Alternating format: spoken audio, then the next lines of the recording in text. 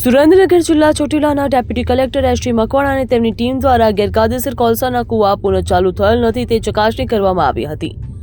હાલ ગુજરાતભરમાં લોકચાહના પામેલા એવા એસ.ટી. મકવાણાની નિષ્ઠાપૂર્વક કામગીરીથી ડેપ્યુટી કલેક્ટરની એક આગવી ઓળખ ઊભી થઈ છે અને લોકો આવા બાઓસ અધિકારીની જરૂરી હોવાનું ઈચ્છી રહ્યા છે।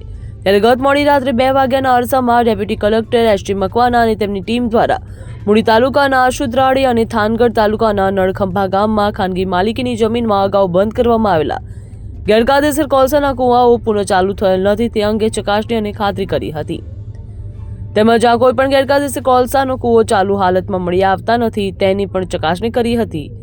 ત્યારે તેઓની કામગીરીને લઈને ભૂમાફિયા, ગેરકાયદેસર દબાણકારો અને અસામાજિક તત્વોમાં ફફડાટ ફેલાતો જોવા મળી રહ્યો છે। બ્યુરો રિપોર્ટ, ખબર ગુજરાત લાઈવ।